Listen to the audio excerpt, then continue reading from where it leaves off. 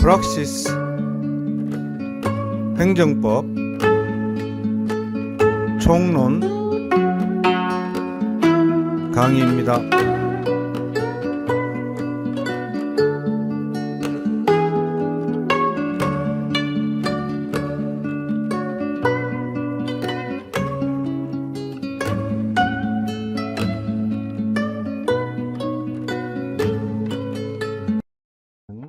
교재 57페이지부터 60페이지까지 있는 여러 종류의 행정행위에 관해서 설명을 하겠습니다.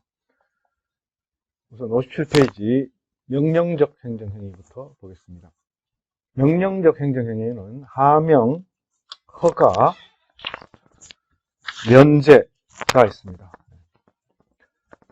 하명은 자기, 부자기, 급부, 수인 등 의무를 명하는 행정행위입니다. 법률에서 직접 하명 효과를 발생시키는 규정이 있는 것이 있습니다. 이것을 법규 하명이라고 하는데요. 그러니까 행정행위가 개입되지 않고 법률에서 직접 법 규정 자체로 어떠한 자기, 부자기, 급부, 수인 의무를 명하는 경우가 있습니다. 예를 들면 도로교통법 58조에 이륜자동차의 고속도로 통행 금지가 정해져 있습니다. 이것은 법규에서 직접 어떠한 부자기 의무를 명하는 것이죠. 지금 오토바이가 고속도로를 통행할 수 없는 나라는 사실은 우리나라와 몇 나라밖에 없습니다. 그래서 지금 이 오토바이 운전자들이 고속도로를 다닐 수 있게 해달라는 헌법 소원이 헌법재판소에 계속되어 있습니다. 아마 상당한 기간이 지난 것으로 알고 있는데요. 이 의무 불이행자에 대해서는 행정상 강제집행과 행정벌이 있습니다. 다음 의무 불이행자가 이 하명을 무시하고 한 행위의 사법상 효과는 원칙적으로 부인되지 않습니다. 즉 의무 불이행자에 대한 행정상 강제집행 혹은 행정벌만 있을 뿐이지 의무 불이행자가 의무를 불이행하면서 한 개인 간의 거래의 효과는 부인되지 않습니다. 그러나 규정 자체에 의무 불이행자의 행위로 인한 일정한 거래 행위에 대해서 무효다라고 하는 경우는 예외적으로 무효가 됩니다. 그러나 이런 무효 규정을 두지 않은 경우에는 원칙적으로 사법상 효과는 부인되지 않습니다. 그 다음 허가란 개념입니다. 허가. 개인의 자유권을 공익목적, 위험 방지, 질서 유지 등의 공익목적을 위해서 제한하고 일정한 요건을 갖춘 경우에는 회복시켜주는 것을 말합니다. 이것을 이른바 일반적 상대적 금지, 즉 해제가 예정된 금지를 해제시켜준다 이렇게 표현하고 있습니다. 건축허가, 운전면허, 주류판매 면허, 기부금품 모집 허가, 어업 허가 이런 것들을 말합니다. 자기 땅에 집 짓는 것, 자기 차를 가지고 운전하는 것, 자기가 직접 술을 담궈서 판매하는 것, 여러 사람들로부터 돈을 걷는 것, 바다에 나가서 어업 활동을 하는 것. 이거 사실은 원래는 다 할 수 있는 겁니다. 개인적 자유권이죠. 그러나 위험 방지와 질서 유지 등의 목적으로 허가를 받고 해라 라고 하고 있습니다. 그래서 일반적 상대적 금지를 해제시켜 주는 것이다. 그런데 이 허가는 강학상 개념이고 실제로는 개별 법률상 허가, 면허, 인허, 승인 등 용어로 사용됩니다. 그리고 실제 또 허가라는 용어를 사용하고 있는 개별 법률에서 그 허가는 특허나 인가로 해석되어야 되는 경우도 있습니다. 두 번째 보는 형성적 행정행위로 해석되어야 되는 경우도 있습니다. 이 허가는 대인적 허가, 대물적 허가, 혼합적 허가 이렇게 구별될 수 있습니다. 따로 설명이 필요하지 않겠죠, 그죠? 대인적 허가, 대물적 허가, 혼합적 허가입니다. 이 허가는 원칙적으로 기속행위입니다. 즉 법에 정한 요건에 맞으면은 허가를 해줘야 된다는 겁니다. 예를 들면 대중음식점 영업 허가, 일정한 시설 기준을 갖추면은 허가를 해줘야 됩니다. 그러나 법에 규정된 제한 사유가 있겠죠. 그 법에 기준된 제한 사유 이외의 사유로서 거부를 하면 위법한 거부 처분이 됩니다. 법에 정한 제한 사유 이외의 사유로 거부를 할 수 없지만은 그 허가의 내용상 공익상 필요에 의해서 제한을 가할 수가 있는 경우가 있죠. 예를 들면 건축 허가 같은 경우, 혹은 산림 훼손 허가, 토질 형질 변경 허가 같은 경우에는 기속 재량 행위 혹은 재량 행위로도 해석될 수도 있습니다. 허가의 효과로는 적법하게 일정한 행위를 할 수 있는 권리 내지 법률상의 이익이 생기므로 허가가 취소된 경우는 혹은 허가 요건이 구비된 자가 허가 거부를 받는 경우에는 둘 다 취소소송의 대상이 됩니다. 단 허가로 인해서 누리는 경제적 이익은 원칙적으로 반사적 이익입니다. 반사적 이익은 법률상 보호되는 이익이 아니기 때문에 반사적 이익의 침해를 이유로 소송을 제기할 수는 없는 거죠.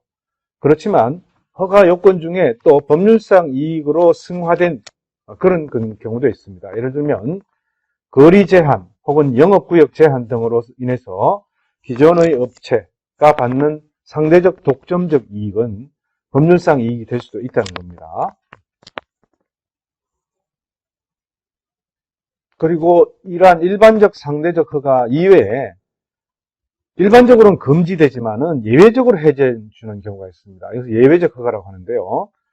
공익사업토지보상법상의 타인의 토지의 출입 허가, 학교보건법상의 학교환경위생종합구역 내에서의 금지 해제 조치, 개발제한구역 내의 건축 허가나 용도 변경, 이런 것들은 금지되어 있는, 법상 금지되어 있는데 예외적으로 일정한 요건을 갖추면은 허가해주는 그런 예외적 허가의 경우도 있습니다. 자, 이 허가와 관련해서는 허가 영업의 양도와 양도인에 대한 제재 사유를 양수인에게도 적용할 수 있는가? 그래서 양도인에 발생한 제재 사유가 그 이후에 허가 영업의 양도가 이루어지고 양수인에 대해서도 그 제재를 할 수 있는가의 문제인데, 일설은 원래 허가가 대인적 허가인지 대물적 허가인지 구별해서 대물적 허가라면 승계된다. 이설은 제재 처분의 사유가 대인적인지 대물적인지를 구별하여 대물적 제재 사유라면 승계된다. 3설은 제재 처분의 성질이 대인적인지 대물적인지를 구별해서 대물적 처분은 승계된다. 이렇게 세 가지 약속으로 구별되고 있습니다. 대인적 허가는 운전면허가 대인적 허가죠. 대물적 허가는 영업허가가 대물적 허가입니다. 그래서 일설에 하면 운전면허의 양도 양수랑 사실 있을 수 없는 거니까 대물적 허가라면은 양도인에 대한 제재 사유가 승계된다라는 것이 그 학설인데 굉장히 폭이 넓죠. 이설은 제재 처분의 사유가 대인적인지 대물적인지 구별하자. 예를 들면 부정영업을 한 경우는 그 영업허가를 받은 사람, 그 운영자가 개인적으로 잘못을 저지른 것이죠. 그래서 개인의 특성에 맞는 사유가 되는 겁니다. 이런 경우는 승계가 되지 않고, 예를 들면 무허가 시설이다. 이 자체는 무허가 시설에 대해 내린 제재 처분을 나중에 양수인이 계속 영업을 하는 경우에는 대물적 제재 사유로서 승계된다는 뜻입니다. 3설은 제재 처분의 성질, 자격정지는 대인적인 처분이죠. 영업정지는 대물적인 겁니다. 그죠? 그래서 자격정지 같은 경우는 승계가 안 되는 것이고 영업정지 같은 경우는 승계가 된다라는 개념입니다. 일설에 대한 비판은 허가 처분 자체의 양도 가능성 문제와 이건 혼동한 것이다. 즉, 허가를 받은 영업을 양도할 수 있느냐 없느냐의 문제하고 허가받은 영업에 대한 양도자에 대한 제재 사유가 양수인에도 승계될 수 있느냐는 문제는 구별돼야 되는데 이것을 혼동하고 있다는 것이고, 3설은 제재 처분 부과 후의 양도의 문제와 또 혼동하는 것이다. 그래서 제재 처분의 사유가 대인적인지 대물적인지를 구별해서 대물적 제재 사유라면은 승계된다. 이렇게 지금 보고 있는 것 같습니다. 이와 관련된 판례를 보겠습니다. 58페이지 판례 두 개가 소개되어 있는데요. 첫 번째 판례는 영업정지 처분 취소입니다. 공중위생 영업입니다. 공중위생 영업에 대한 어떠한 제한 규정도 두고 있지 않는 것은 공중위생 영업의 양도가 가능한 것을 전제로 한 것이다. 그리고 어떠한 공중위생 영업에 대해서 영업을 정지할 위법 사유가 있다면 그 영업이 나중에 양도 양수되었다 하더라도 그 업소의 양수인에 대해서 영업정지 처분을 할 수 있다. 그래서 영업 양도 양수로 인해서 영업소에 관한 권리 의무가 양수인에게 이전하는 법률 효과까지 부정되는 것은 아니다. 특히 양수 후에 새로운 영업소 개설 통보가 이루어졌다 하더라도 그 양도인에 대한 제재 사유는 그대로 승계된다라는 그런 뜻입니다. 그 다음 두 번째는 석유 판매업자의 두 번째 판례는 석유 판매업자의 지위 승계와 관련된 부분인데요. 석유 판매업 등록은 대물적 허가의 성격을 가지고 있는 것이다. 그래서 유사 석유 제품 판매 금지를 위반한 경우에 사업정지, 과징금 처분 받게 되는데 이 사업정지 등의 제재 처분은 사업자 개인의 자격에 대한 제재가 아니라 사업의 전부나 일부에 대한 것으로서 대물적 처분의 성격을 가지고 있다. 그리고 종전 석유 판매업자가 유사 석유 제품을 판매해서 받게 되는 사업정지 등 제재 처분의 승계가 지위 승계에 포함되고 그래서 지위를 승계한 자에 대해서 사업정지 등의 제재 처분을 취할 수 있다라는 것입니다. 그리고 과징금 부과 처분도 마찬가지로 해석돼야 된다라는 판례입니다. 그 다음은 면제. 면제는 자기, 부자기, 급부, 수인 등의 의무를 해제해주는 행정행위입니다. 하명에 대한 반대되는 행정행위를 의미하는 것이죠. 그 다음 부분은 59페이지 형성적 행정행위입니다. 특허, 인가, 공법상 대리로 크게 구별되는데요. 특허는 직접 권리, 능력, 법적 지위, 포괄적 법률 관계를 행정청이 설정해 주는 것을 말합니다. 버스 운송 사업 면허, 국제 항공 운송 사업 면허, 통신 사업 허가, 폐기물 처리업 허가, 광업 허가, 도로 점령 허가, 공유 수면 점령 허가, 업 면허, 재건축 정비조합 설립 허가, 공무원 임명, 기화 허가 이런 것들입니다. 사실 이건 강학상 개념은 특허의 개념에 해당됩니다. 새로운 권리나 능력, 법적 지위를 설정해 주는 것. 그런데 개별법상은 면허, 허가 이런 식으로 돼 있죠. 임명. 그래서 개별법상의 용어와 행정법 강학상의 법적 성질에 따른 분류가 다릅니다. 그래서 특허의 성질을 갖는 것인지 아니면 정말로 허가의 성질을 갖는 것인지 잘 구별이 돼야 됩니다. 이 구별되는 이유는 허가의 경우에는 제한 사유 이외의 사유로 허가 거부 처분을 할 수 없다는 것인데 특허의 경우에는 원칙적으로 재량행위라는 겁니다. 재량행위. 그래서 여러 가지 공익적 사유나 여러 가지 그 사업의 특성 그리고 지리적 환경적 특성 이런 것들을 살펴봐서 재량으로서 특허를 해줄 수 있다고 하는 것입니다. 그것이 허가와 기본적인 차이입니다. 물론 허가의 경우에도 공익상의 사유를 참고로 하는 기속재량 혹은 재량행위가 있긴 합니다만은 원칙적으로 구별되는 것이 특허는 재량행위고 허가는 기속행위이다 라는 뜻입니다. 다만 이 특허가 재량행위로 인해서 설정된다고 하더라도 특허가 취소되는 경우에는 법률상 이익의 침해로서 소송의 대상이 되고 또 특허 사업으로 인한 독점적 이익은 법률상 이익으로도 볼 수 있습니다. 그래서 마을버스 운송사업 면허를 받은 기존 업자와 충돌되게 동일 구간에서 다른 사람에게 운송사업 면허를 해준 경우는 법률상 이익을 침해한 것이라고 해서 소송의 대상이 된다고 하고 있습니다. 그 다음은 인가입니다. 인가는 제3자, 그러니까 일반 국민들이 서로 거래한 행위를 행정청이 법률적 효력을 완성시키기 위해서 내려주는 행정행위를 말합니다. 즉 제3자의 기본행위를 보충하여 법률적 효력을 완성시켜주는 것입니다.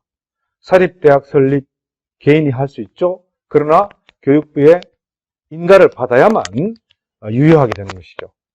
사립학교법인 임원 취임 승인, 토지거래계약 허가, 재건축조합 정관 변경 인가, 이런 것들은 개인이 일반 국민들이 개별적으로 그 활동을 할 수 있습니다만은 기본적으로 관할 감독청의 인가를 받아야만 그 법률적 효력이 완성되는 것입니다. 그런데 이 경우도 인가, 승인, 허가 이런 개념들이 개별적인 법률을 쓰고 있는데 강학상 개념의 법률적 성질로는 인가라고 보는 것입니다. 근데 이건 기본 행위가 있고 그 다음 행정청의 인가 행위가 있죠. 그래서 기본 행위가 무효라면은 행정청의 인가가 그 무효인 걸 모르고 인가가 났다 하더라도 인가도 효력이 발생하지 않습니다. 다만 기본 행위의 하자를 이유로 인가 처분의 취소나 무효 확인을 구할 법률상의 이익은 없다고 보고 있습니다. 물론 이 기본 행위의 하자라는 것은 무효에 이르지 않은 중대 명백하지 않은 하자를 의미하는 것입니다. 그 다음 부분이 공법상 대리입니다. 행정기관이 국민을 대신하여 행위하고 효과를 국민에게 발생시키는 것입니다. 감독청에 의한 공법인 임원 임명, 감독적 입장이죠. 토지수용위원회의 수용 재결, 당사자의 협의가 성립되지 않는 경우에 그에 대신해서 토지수용위원회가 수용 재결을 하는 것을 말합니다. 체납 처분 절차에서 압류재산의 공매처분, 행여병자의 유류품 처분, 이것은 행정의 실효성 확보를 위해서 당사자를 대신해서 하는 행위를 말합니다. 이것은 공법상 대리라고 하고 있습니다. 특허, 인가, 공법상 대리가 형성적 행정행위입니다. 형성적 행정이라는 것은 새로운 법률관계, 권리 의무 관계를 설정하는 것을 말합니다. 그리고 준법률적 행정행위라는 것이 있습니다. 이것은 이제 사실행위를 의미하는데요. 확인, 공증, 통지, 수리 이런 것들이 있습니다. 확인, 사실관계, 법률관계의 전부 또는 정부, 옳고 그름에 의문이나 다툼이 있는 경우에 공권적으로 판단해서 확정해 주는 것을 말합니다. 당선인 결정, 장애 등급 결정, 국가유공자 등록, 국가시험 합격자 결정, 이런 것들은 확인행위입니다. 친일재산 국가기속 결정의 경우에 친일 반민족 행위자의 재산은 그 원인 행위 시에 국가 소유로 기속되고 위원회의 기속 결정은 사실 확인 행위이다 라는 것이 판례입니다. 확인 행위의 경우에는 확인 자체를 다툴 수 있는 경우도 있고 확인 자체를 다투는 경우보다는 사실 확인인 경우에는 그 전제가 되는 행위에 대한 소송으로서 다툴 수가 있습니다. 당선인 결정 같은 경우는 당선인을 확인해 주는 행위이기 때문에 그 자체로서 다툴 수 있는 것이 아니고 어떻게 해야 되죠? 그 당선인이 발생된 선거 자체를 다퉈야 되는 거죠. 선거 무효 확인 소송 이렇게 돼야 됩니다. 장애 등급 결정이나 국가유공자 등록은 그 자체를 다툴 수가 있습니다. 그 다음 공증, 특정 사실 또는 법률관계의 존재를 공적으로 증명하고 공적인 증거력을 부여하는 것을 말합니다. 확인에 비해서 다른 점은 공증은 당사자 사이의 분쟁이나 의문을 전제로 하지 않습니다. 확인은 당사자 사이에 다툼이 있는 경우를 전제로 하는 것이죠. 그래서 공증이라는 것은 각종 공적 장부의 등재, 부동산 등기, 선거인명부 등록, 광업원부 등록, 각종 증명서, 합격증서, 졸업증서의 발급, 각종 허가증, 여권, 영수증의 발행 이런 것들을 말합니다. 공증으로 분류되는 여러 가지 등기, 등재, 증명서 발급, 영수증 발행 이런 것들의 경우에도 불복할 수 있는 처분이 되는 경우도 있고, 그렇지 않고 사실행위에 지나지 않아서 처분, 불복의 대상이 되지 않는 경우도 있습니다. 건축물 대장 직급 말소는 불복할 수 있습니다. 소송을 제기할 수 있습니다. 지적공부상 지목 변경 신청 반려, 소송의 대상이 됩니다. 그러나 건설업 면허증 및 건설업 면허 수첩의 재교부, 자동차 운전면허 대장 등재, 무허가 건물 관리 대장 삭제 행위, 이런 것들은 사실행위이거나 아니면은 무허가 건물 같은 경우에는 무허가 건물에 대해서 뭐 권리를 인정해 줄 수는 없으니까 아예 권리 의무 확인 대상이 되지 않는다는 등의 이유로 불복할 수 있는 처분이 아니라고 보고 있습니다. 그 다음은 통지입니다. 특정인 혹은 불특정 다수인에게 특정 사실을 알리는 행위입니다. 특허 출원 공고, 기화 고시, 대집행 계고, 납세 독촉, 국공립대학 교수에 대한 임용기간 만료의 통지. 자, 이 통지 자체는 사실은 사실행위이기 때문에 불복 대상이 되지 않습니다.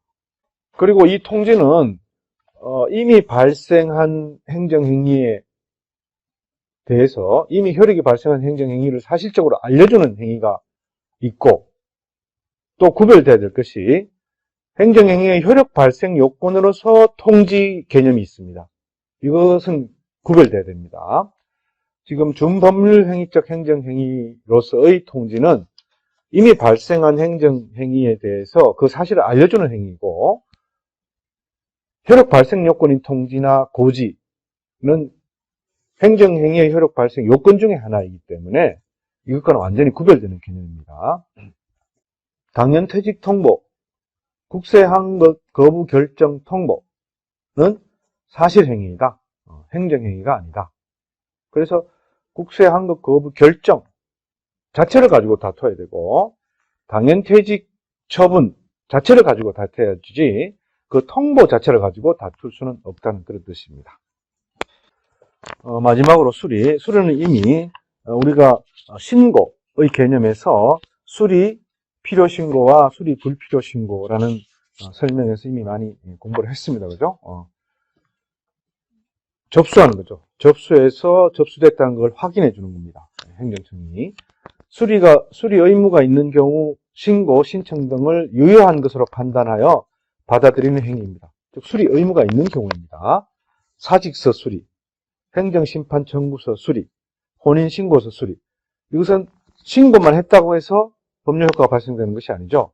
그것이 신고를 받은 행정청이 그것을 접수해야 됩니다. 공식적으로 수리가 돼야 된다는 것이죠. 그래서 우리가 자기완결적 신고, 즉 수리, 불필요 신고에서의 수리, 이거는 단순한 접수행위죠. 와는 구별되어야 된다. 자, 이상이 행정행위의 분류에 따른 명령적 행정행위, 형성적 행정행위, 준법률적 행정행위에 관해서 설명을 했습니다.